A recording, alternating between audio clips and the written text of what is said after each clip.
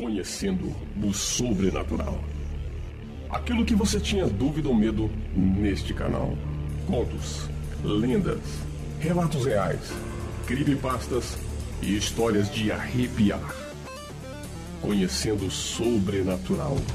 Oferecimento www.camilgarra.com.br. O lobisomem da quaresma.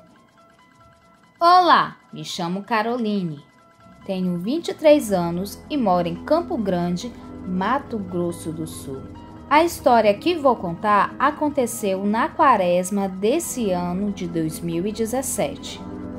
Sou uma pessoa que adora fatos sobrenaturais. Na verdade, cresci sempre ouvindo as histórias dos parentes, principalmente da minha avó materna, sobre diversos acontecimentos. Desde criança, sempre fui diferente e adorava filmes de terror. Quando cheguei em minha adolescência, comecei a vivenciar coisas sobrenaturais. Já passei por diversas situações e lembro que minha avó sempre contava sobre coisas de lobisomem. Eu, na brincadeira, e também desmentia dizendo a ela que antes de morrer também queria ver o tal lobisomem. Eu moro na capital, aqui no Mato Grosso do Sul, uma grande cidade, em um bairro bem movimentado. Aqui todos têm costume de ficar até mais tarde na frente de suas casas ou na varanda tomando o tereré, bebida típica do Mato Grosso do Sul. Já passava das 21 e eu estava ouvindo música, deitada na rede da varanda. Minha mãe, que se chama Marilza, em tom de voz de brincadeira, disse: "Carol, entra pra dentro. Você esqueceu que estamos na quaresma?" Eu ri, ignorei e voltei a escutar música com um fone de ouvido super alto, que não ouvia mais nada ao meu redor. Foi então que, entre uma música e outra, ouvi uma das minhas cadelas chorando alto, como se tivesse machucada ou acuada, sei lá. No impulso, resolvi levantar para ver o que estava acontecendo, pois era uma mistura de choro e rosnado. O que dava para perceber é que ela estava intimidada, até estranhei, pois essa minha cachorra era a maior e a mais brava, do tipo que intimidaria qualquer ladrão. O choro dela vinha da varanda do fundo. Como a gente tinha recém-mudado para essa casa coisa de 2 semanas, imaginei que ela poderia ter se enroscado em algum entulho. Quando cheguei até ela, estava totalmente paralisada, perto de um tanque de roupas, e olhava fixamente para o corredor da casa. O corredor que dá acesso à lateral da casa. Senti um cheiro muito forte de podre. Não sei explicar, resolvi então olhar na mesma direção que ela estava olhando. Daí, dei de cara com um ser aproximadamente de uns 2 metros de altura, todo preto, em pé, e ele era muito escuro, dava para ver os pelos. Só que eu não encarei muito tempo, saí correndo do local. Onde eu estava ficava perto da cozinha e, para minha sorte, a porta estava aberta.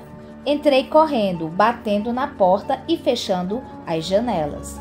Minha mãe estava dando banho em meus 2 filhos, a Manuela e o Miguel, e perguntou o que tinha dado em mim para agir daquela forma. Falando baixo e um pouco assustada, falei para ela que achava que tinha visto um lobisomem. A história não acaba aí. No outro dia, que acordei de manhã com minha mãe praticamente me puxando para ver o que ela achou no corredor. Tinha marcas de unhas profundas, riscada no chão do corredor, que é de cimento. Achamos pelos compridos. Cheguei a cheirar um deles. Era insuportável o cheiro. Cheguei a medir a pata de todos os cachorros daqui de casa. Minha mãe foi na casa do seu irmão. chamar ele para ver os arranhados. Meu tio Adriano, conhecido como Menotti, veio aqui e viu e disse que poderia ser mesmo, e também acredita no tal lobisomem. A minha mãe resolveu ligar para minha avó, que mora no interior do Mato Grosso do Sul, uma cidade chamada Lagoa Bonita, onde há bastante relatos sobre lobisomem, diz a minha avó Cida. A minha avó também conta que já viu e pelas descrições que eu dei, ela confirmou que era um lobisomem. Minha mãe questionou, dizendo a ela que não sabia o porquê de um lobisomem aparecer numa cidade grande, já que só tinha ouvido falar que eles aparecem em cidades pequenas. Minha avó disse que poderia ter sido por causa do meu filho, que não era batizado, e os tal lobisomem persegue crianças que não são batizadas.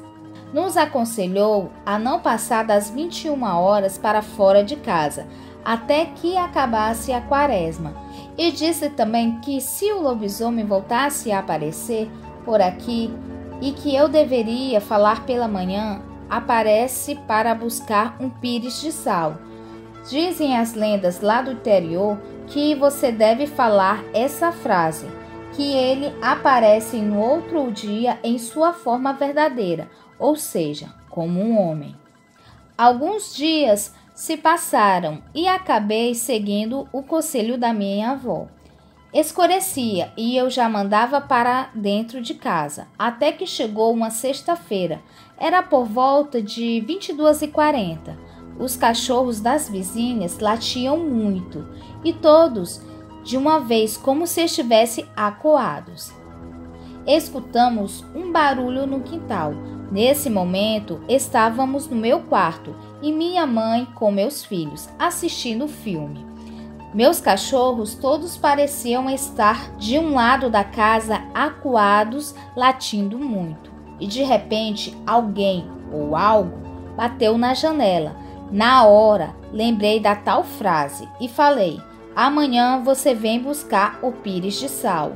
Outro tapão na janela. Minha mãe já estava morrendo de medo, coitada, pedindo para eu ficar quieta. Continuamos a assistir o filme. Amanheceu e ninguém veio, mas na poeira da janela ficaram marcas de mão grande.